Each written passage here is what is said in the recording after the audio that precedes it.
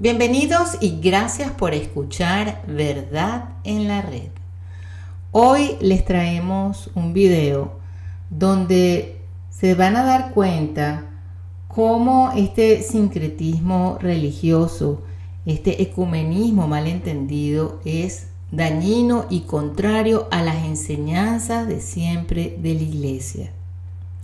Vamos a comenzar nuestro video con una historia muy bella. En los años 1620, un fraile franciscano, Alonso de Benavides, fue el superior de los misioneros franciscanos en lo que ahora llamamos Nuevo México y Texas, en Estados Unidos. Y cada verano, desde el año 1620, una docena de indios humanos se aparecían y le pedían al fraile que enviara misiones a sus gentes que vivían al extremo este en un área que hoy día es el este de Texas y el oeste de Luisiana. Esto está todo reportado y verificado por los apuntes que publicó el padre en aquella época. Y continúa él contando que él no podía complacerlos porque no tenía suficientes sacerdotes para el momento. El 3 de junio de 1629, una caravana con suministros compuesta con 36 carros tirados de bueyes llegó desde Ciudad de México a Nuevo México. La caravana llegó escoltada por militares que traían a 30 sacerdotes y también traían una carta escrita en mayo de 1628 por el arzobispo de la Ciudad de México, donde decía que quería que el padre Benavides investigara si había indios con conocimientos previos de la Santa Fe católica. Y si esto era así, pedía que el padre Benavides averiguara cómo era posible que estas tribus habían adquirido este conocimiento y que luego le pasara un informe al arzobispo por el avance de la gloria y servicio de nuestro Señor. Ahora uno se pregunta, ¿por qué el arzobispo de la Ciudad de México iba a encargar tan pesada misión a sus sacerdotes misioneros a estas remotas tierras para entonces, con la tarea de averiguar si cualquier tribu india tenía conocimientos de la fe católica antes de la llegada de los misioneros? Y la cuestión era que el arzobispo había recibido una carta muy interesante escrita por el confesor de una monja franciscana de clausura. Y contaba que en el año 1929, mientras se encontraba en oración, esta joven monja se encontró en territorios del Nuevo Mundo. Conoció los nombres de diferentes tribus que había visitado, incluyendo una llamada Humanos. Pudo describir detalles específicos de la geografía y de los indios, inclusive de forma particular en el caso de alguno de ellos. El superior general de los franciscanos conoció a esta monja y quedó impresionado con ella y con las historias. Entonces, con la aprobación de su confesor, le escribió una carta al arzobispo de Ciudad de México. Después de haber leído la carta, el arzobispo mismo quedó impresionado con la historia de esta joven religiosa y por eso ordenó esta investigación. El 22 de junio de 1629, solamente unas pocas semanas después de que el padre Benavides recibiera la carta del arzobispo, un grupo de 50 indios humanos, incluyendo un solo ojo, que era el jefe tuerto, se presentaron en la misión insistiendo que los sacerdotes fueran a ver a su gente. Fueron atendidos por un padre que les preguntó por qué vienen, y los humanos Respondieron: nos ha dado esta instrucción una bella joven y queremos ser bautizados. El padre los invitó a entrar a la casa y el capitán jefe, tuerto, señaló a una de las paredes donde se encontraba un retrato de una anciana monja concepcionista y dijo: una mujer con un vestido similar viene a predicarnos. El sacerdote le preguntó: ¿es la misma monja? Y él le respondió: no, Nuestra Señora de Azul es mucho más joven, bella y llega a nosotros volando desde el cielo. Obviamente, la situación merecía una investigación, así que en pocos días 2 sacerdotes, 3 soldados y estos 50 indios humanos andaban por los senderos para regresar al campamento indio.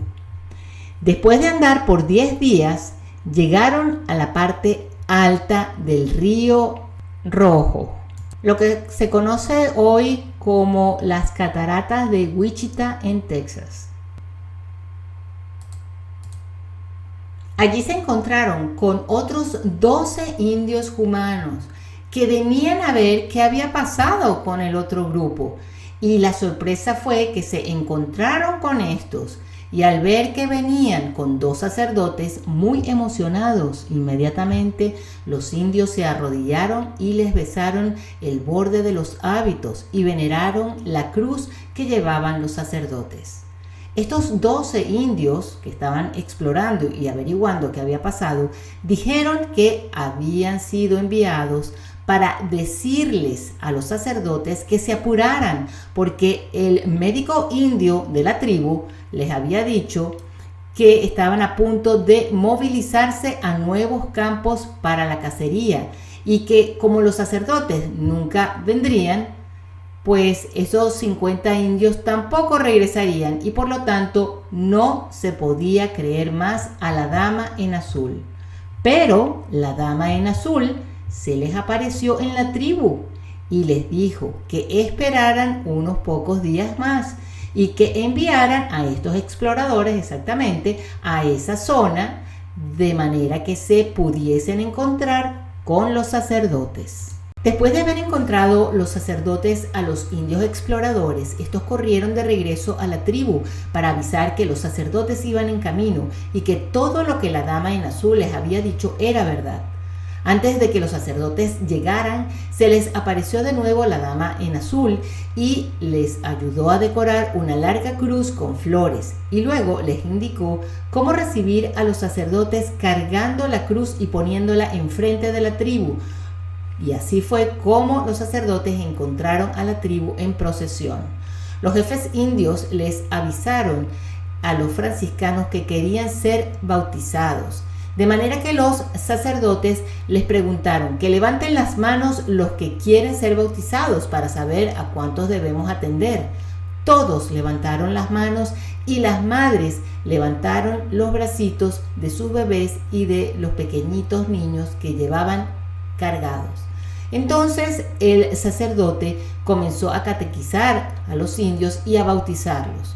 Esto tomó algún tiempo, y entonces otros representantes de otras tribus comenzaron a aparecer insistiendo que ellos también querían que sus gentes fueran bautizados también. Cuando los sacerdotes les preguntaron que cómo se habían enterado y por qué la premura de venir a este campamento de los humanos, estos le dijeron que la dama en azul los había visitado y les había enseñado. Antes de que todo terminara, los 2 franciscanos habían bautizado 10.000 indígenas. Los sacerdotes les dijeron a los humanos que debían regresar a su misión y reportar todo lo que habían visto, y les prometieron que regresarían para establecer una misión permanente allí. Antes de que partieran los humanos, les trajeron a los enfermos y tullidos para que los sanaran. Entonces los 2 frailes caminaron uno al lado del otro, como si fueran una sola persona, y mientras uno leía pasajes de San Lucas acerca del Señor curando a los enfermos, el otro le hacía la señal de la cruz a cada individuo. y los enfermos fueron sanados inmediatamente.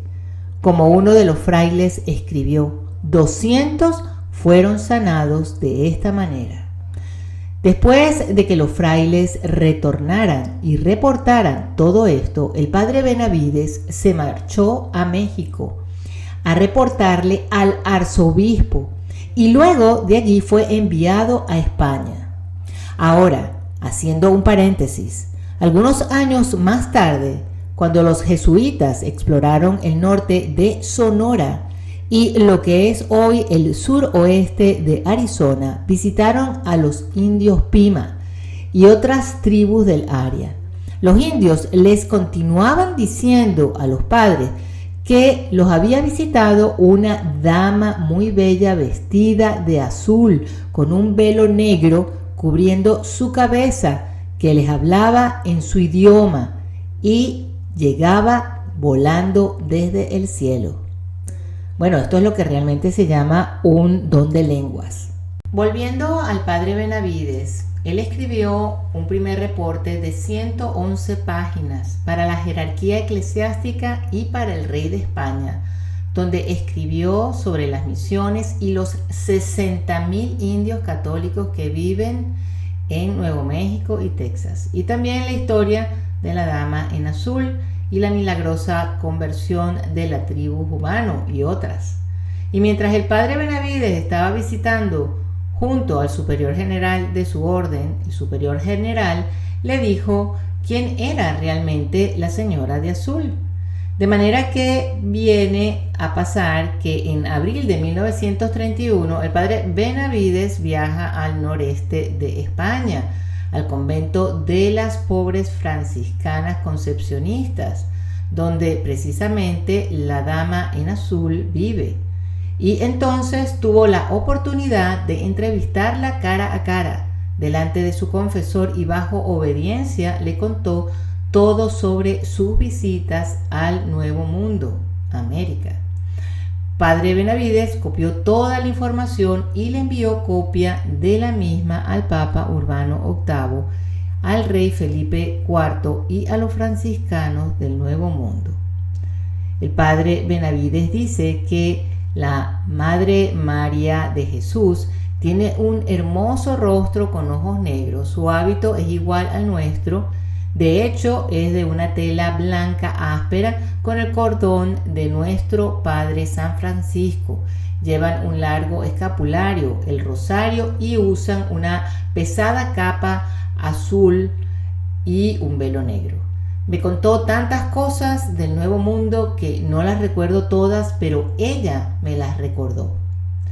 Me dijo que estuvo cuando el bautizo de los Piros, una tribu en Nuevo México, y que me reconoció, al igual que ayudó al padre Quiros, jesuita en aquel momento, que ya estaban los jesuitas allá, contándome al detalle de su persona y de su rostro. Contó que cuando el padre estuvo en su iglesia bautizando, muchos indios vinieron acumulándose en la puerta y ella con sus propias manos los empujó a sus puestos para que no le estorbaran. Y los indios se reían porque no sabían quién los había empujado. También me contó todo lo que les sucedió a los dos sacerdotes cuando iban a encontrarse con los humanos, que ella les había dicho que fueran a los padres, así como lo hicieron. Conoció al capitán Tuerto, al indio que tenía el ojo tuerto, dando una detallada descripción de él y de los otros. Me convenció describiendo todas las cosas de Nuevo México en detalle como yo las había visto con mis propios ojos, así como otros detalles que mantendré en mi alma. Su santidad me conmovió por todos sus milagros en América. Ella misma escribió, y cito, todos los eventos que le conté al padre Benavides me sucedieron desde el año 1620 hasta el presente año 1631. La hermana Ágreda también contó que los últimos sitios que ella visitó fue el pueblo Quivira, al este de Nuevo México, y a los Humanos, Estos fueron a los que ella fue transportada ya de último. La dama en azul tuvo más de 500 bilocaciones en total. Muchas veces en un día viajaba 4 veces, visitando tribus al este de Texas, a lo largo de Nuevo México, hasta el oeste de Arizona, todo para preparar a esta gente pagana, predicándoles la verdadera fe, que sin ella es imposible complacer a Dios. La dama de azul murió en 1665. Su cuerpo aún está incorrupto y pareciera que se acabara de acostar a dormir de lo fresco que luce. Su historia fue publicada en España varios años después de su muerte. Aunque la abadesa dijo que su última visita al Nuevo Mundo fue en 1631, la misteriosa dama no fue olvidada rápidamente en Texas. En 1690, un misionero que trabajaba con los indios de Texas escuchó que aún los indios en ese momento, en ese tiempo, hablaban de una dama vestida de azul que venía a evangelizar. También en la década de 1840 se dice que una misteriosa mujer vestida de azul viajó por el valle del río Sabine. El río Sabine se encuentra entre Texas y el estado de Luisiana. Y cuentan que ayudó a muchas víctimas de enfermas de malaria en ese momento. Y aún hay otros que dicen que la vieron vísperas de la Segunda Guerra Mundial. Bueno, Dios empleó a esta bella franciscana para llevar la verdadera fe a este grupo de indios, a estos paganos, a evangelizar a estos paganos. Y eso fue una verdadera bendición para ellos y para toda la iglesia. Por otro lado, ya los misioneros habían comenzado su evangelización con los mayas. La religión maya contenía prácticas que orientaban a los hombres con el inframundo. Durante la época precolombina, el sacrificio humano en la cultura maya fue una ofrenda ritual para alimentar a los dioses. La sangre era vista como potente fuente de nutrición de las deidades mayas y el sacrificio de una criatura viviente, por tanto, una apreciada ofrenda. Los antiguos mayas utilizaron varios métodos en el sacrificio humano, como decapitación, extracción del corazón y un sinfín de supersticiones y de ofrendas a demonios. Pero después de cientos de años, escuchamos esto en una conferencia episcopal que se llevó a cabo en Panamá en el año 2023. Hemos terminado la salmodia, que es lo que nos ha llegado en estos 500 años. Pero los indígenas estamos conectados con una espiritualidad de miles de años, ancestral. Y durante estos días vamos a combinar las dos espiritualidades, las dos fuerzas, porque no están en contraposición, pueden unirse. Y esto es lo que mostramos aquí. Rezamos lo que nos han traído, pero también sacamos lo nuestro. Pero vamos a ver qué fue lo que ellos aportaron. ¿Qué tipo de espiritualidad traían que aportaba algún tipo de beneficio a la cristiandad? En 1511, la carabela española Santa María de la Barca zarpó a lo largo de la costa centroamericana hacia la isla de Santo Domingo, desde el Dairén, en la actual Panamá. El barco naufragó en un arrecife en algún lugar cerca de Jamaica. Sobrevivieron 20 personas, incluyendo el capitán de apellido Valdivia. Los supervivientes se pusieron a la deriva en uno de los botes del barco, con remos en mal estado y ninguna vela. Después de 13 días, durante los que la mitad de los supervivientes murieron, tocaron tierras en la costa de Yucatán. Así fueron capturados por el jefe maya Jalach Uinic. El capitán Valdivia fue sacrificado con 4 de sus compañeros y su carne servida en un festín. Los prisioneros fueron encerrados y engordados para su posterior matanza.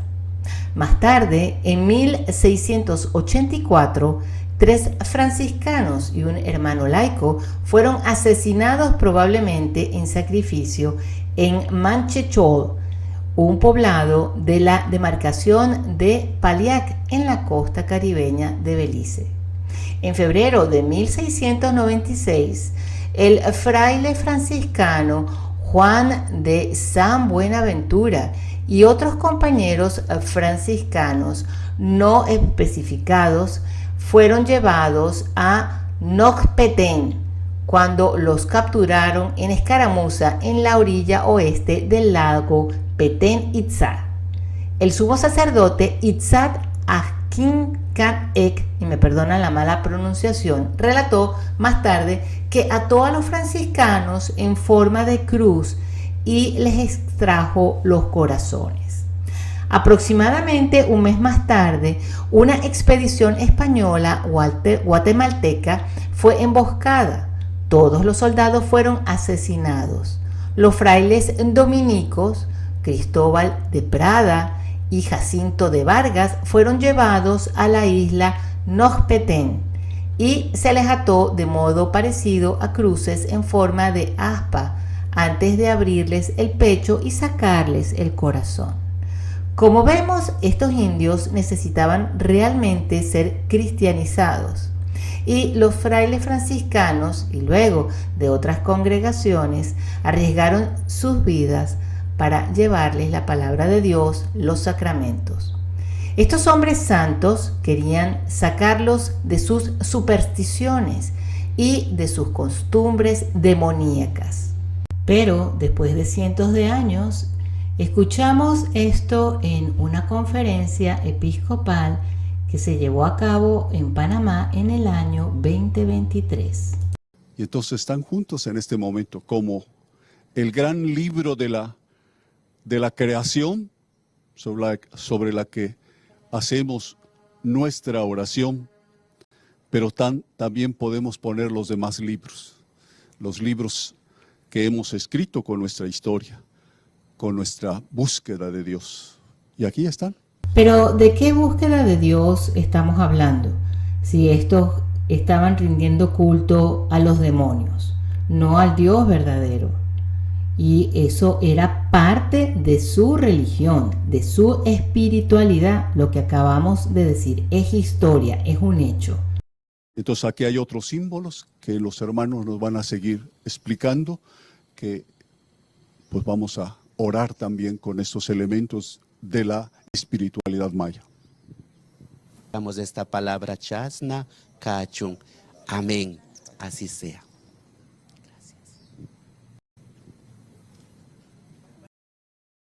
Esa reverencia importante al agua a través del cuidado, a través del buen uso del agua. En cada día maya también nosotros tenemos un animal como protector. El nahual, no sé si lo han escuchado mencionar. Y en este día es el jaguar o el tigre. Entonces, todos los nacidos en este día, pues regularmente suelen ser muy ágiles.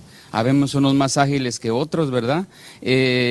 La agilidad, la destreza que tiene, pues este animal se lo transmite a la persona. Así como muchas cosas como seres humanos, como criaturas, como hijos de Dios. Pero ¿qué estamos viendo aquí? Un horóscopo. Es que ahora hay que promocionar esta falsedad. Esto va contra el primer mandamiento de la ley de Dios. Pensar que un animal, que los elementos de la creación nos van a alterar nuestra personalidad y nuestro destino. Como vemos en la imagen que sale en pantalla, debe ser que este sacerdote, este obispo son muy ágiles, porque ya están abrazando la identidad del jaguar. Hoy estamos orando juntas y juntos. Y agradezco a Dios este espacio, estas oportunidades, y entre todos hacemos el altar de Dios.